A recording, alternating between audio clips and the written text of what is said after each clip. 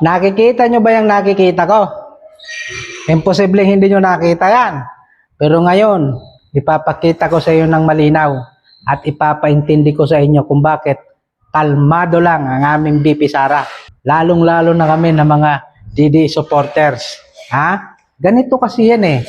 Habang busy kayo dyan sa paggagawa ng mga kasinungalingan para ma-impeach ang aming BP Sara, hindi nyo nakita yung picture na yan. May tatlo pa.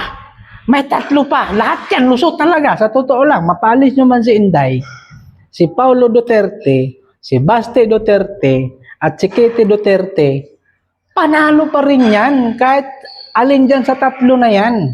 Kasi alam mo kung bakit? Diyan namin nakita at naramdaman ang tunay na pagmamahal para sa mamayang Pilipino. Sa sambayan ng Pilipino, sa inang bayan. Alam nyo yan, nagbubulag-bulagan lang kayo. Nakita nyo nung panahon ni Tatay Digong? Biglang tumahimik ang bansa natin. Natakot itong mga crocodile. Kaya gano'n na lang ang galit nila ngayon.